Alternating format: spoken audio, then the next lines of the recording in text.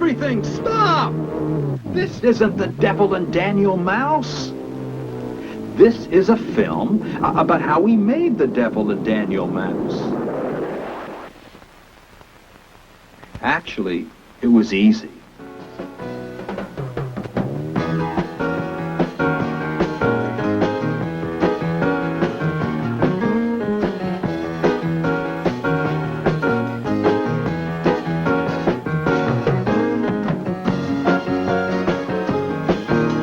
Well, maybe not so easy. In fact, making a half-hour animated cartoon is pretty complicated. Especially when it's an adventure, musical, comedy, horror, Halloween story like The Devil and Daniel Mouse. It starts right here with Ken Sobel. Now, he's a writer, and he's explaining his script ideas to the producers and directors at Nelvana Productions.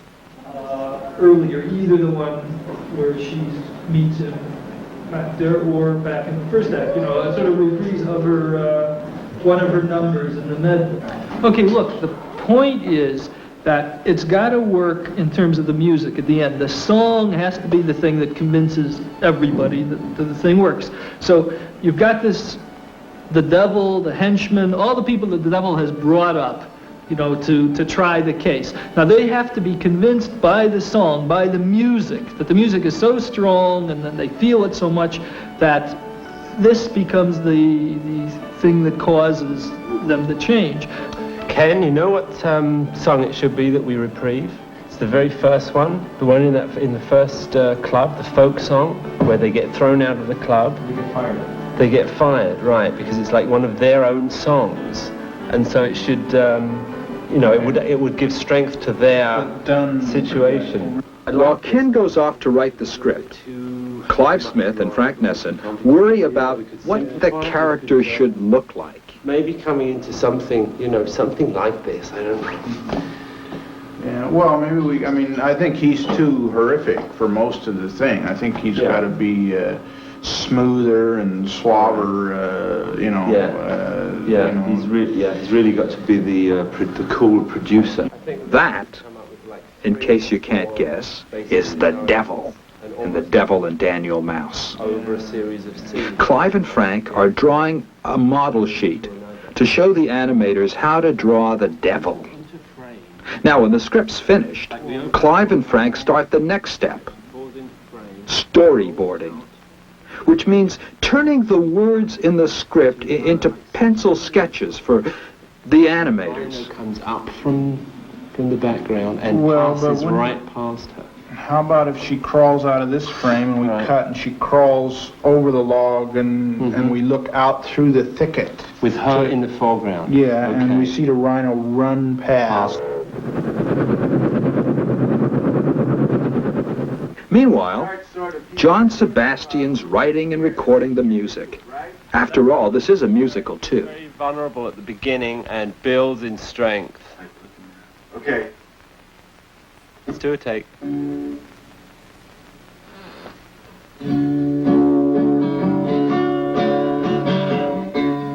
Looking for something that there's no set way to find. You got to listen to your own second mind. You were afraid you wouldn't be strong enough alone. Now look where the music can take you if you're getting lost. Look where the music can take you when you're getting lost. Look where the music can take you if you let it go. Yeah, it's kind of good. You had a chance to be a star in your own dream.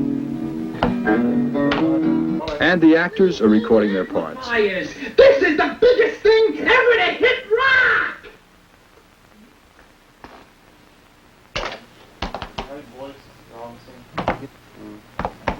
I hope practice makes perfect. I declare you free! free. I declare you free. I declare you free. I declare you free. I declare you free. I declare you.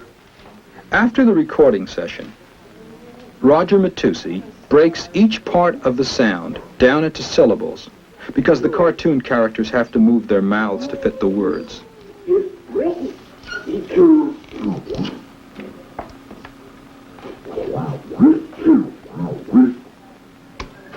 Roger writes down how many frames it takes each character to say each syllable on a sheet which the animators work with.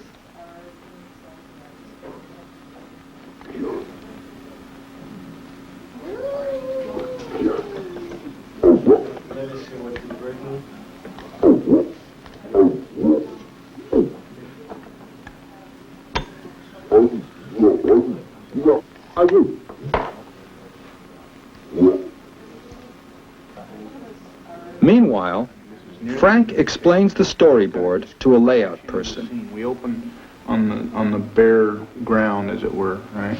So when you do that layout, she's got to be just totally just flung to the ground, right? She's just wiped out. Who works at a bottom-lighted animation desk and sketches what the scene will eventually look like and how and where the characters will move.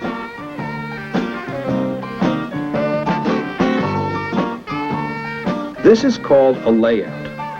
But as you can see, there's still a long way to go before it's ready for you to see.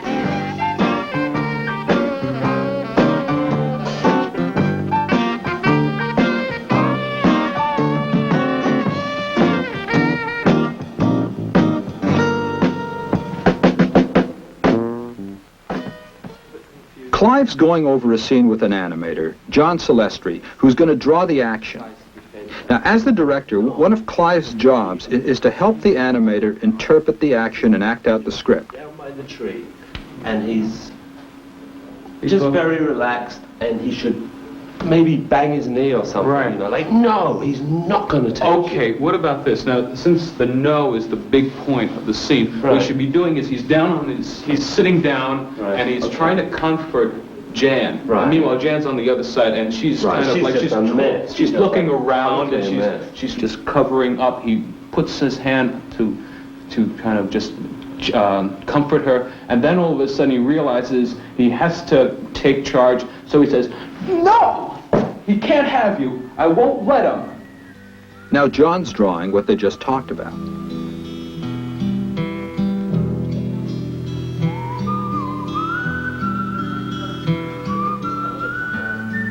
He's looking at his own face in the mirror to see how Dan Mouse would make different expressions.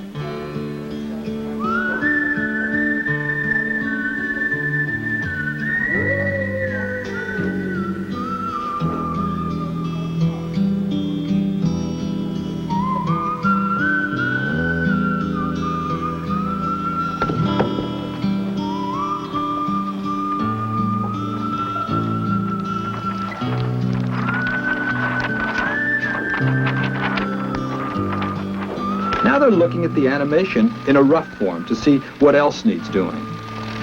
This looks good. This looks essentially good. I think what we want to do is retime his jump a little bit. Get more out of the drag. He takes a leap. Like, keep that drawing there. And as he leaps, get him to stretch his legs out a little bit more. Straight Right. longer. Right, and then like there'll be more of a snap Right, that goes up. there's a pop. Keep him up. Songs Clive and the other animators talk over what their characters will do in each scene. in the background. We're not concentrating on that anymore. And I think the caterpillar should do something. Okay, You know. he's the waiter, so why don't we have him holding the tray up, and with his other set of arms, he grab a mug of beer and then pass it down from hand to hand and put it that on was the a table. great idea. And he'll Great. just keep doing that. Until, Right, like a conveyor belt of beer. Right. That's And great. then just keep going. Great, good. Right? And then they sit down and draw. Other artists assist the animator to complete the drawing of the scene, and it takes up to 60 separate drawings to make up just 1 second of film.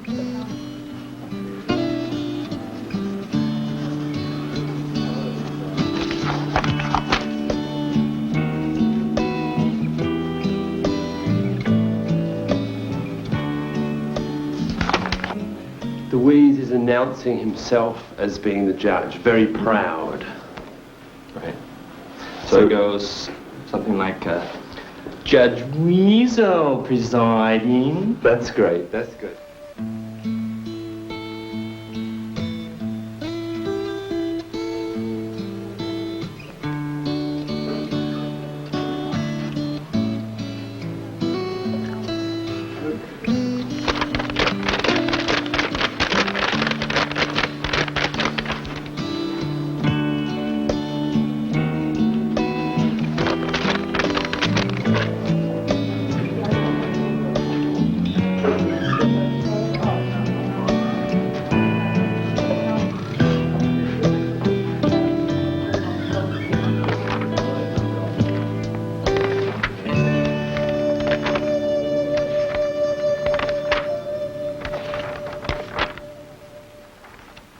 Judge Weasel presiding.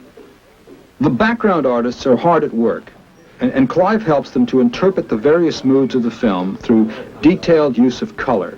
Contrast between the sequence of the concert and the chase, right, which is like really colorful, really vibrant.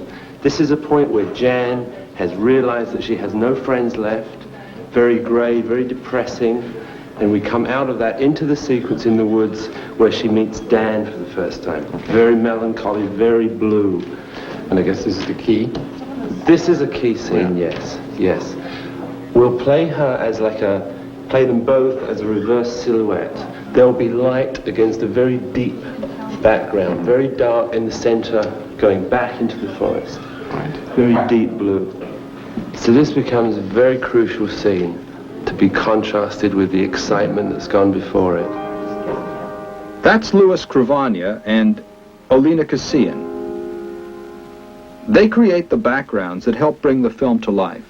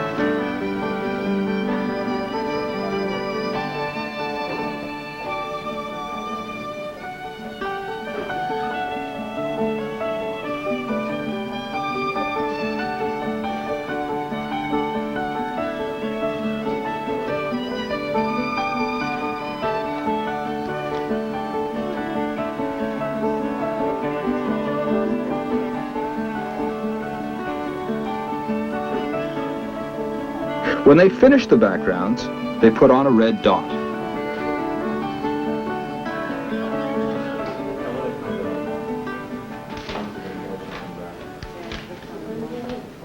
Somebody has to keep track of all this, of course, and that's Norm Stangel's job. And it's really important to make sure everything's on time and in place.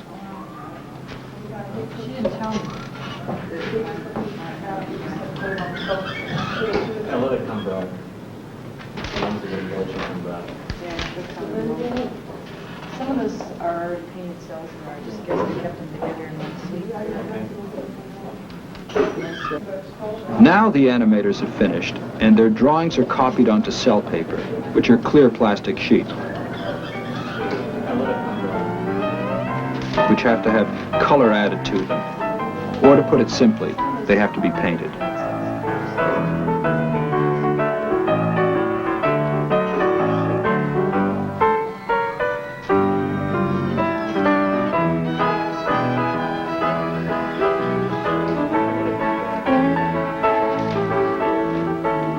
Now, painting is a tricky job. One slip and you've got a purple finger or green air.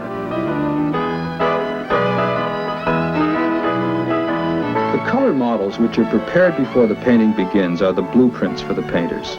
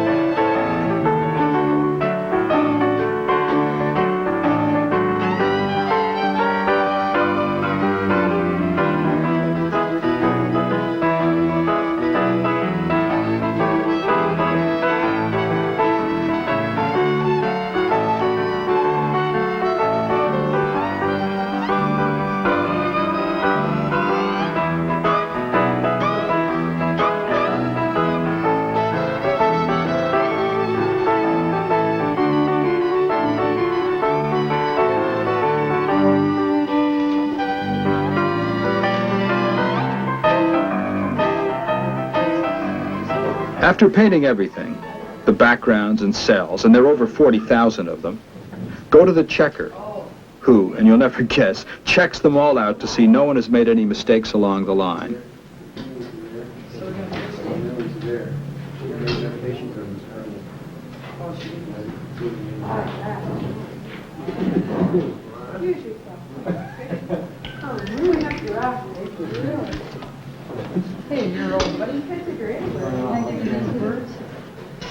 And to see if they fit properly together, because every scene has a lot of different cells. And now it's ready to be shot. By a camera, I mean. First, Dennis Brown, one of our camera persons, arranges the different layers of cells for today's shoot, puts the background on the camera bed, lowers the camera,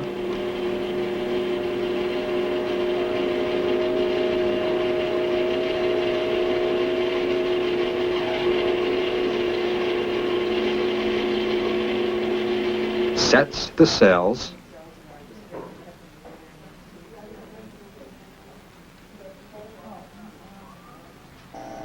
and then shoots a frame at a time.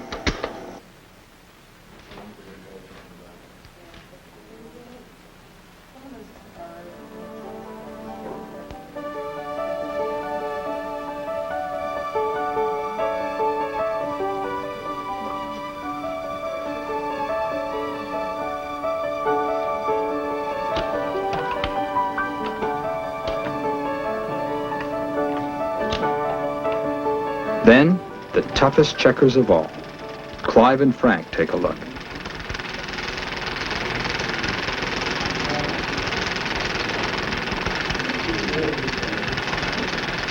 That works. Good. Yeah, that works. That looks good. That works. He made. Look at it again.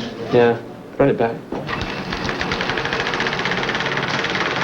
That makes all the difference, you know. It's like two drawings.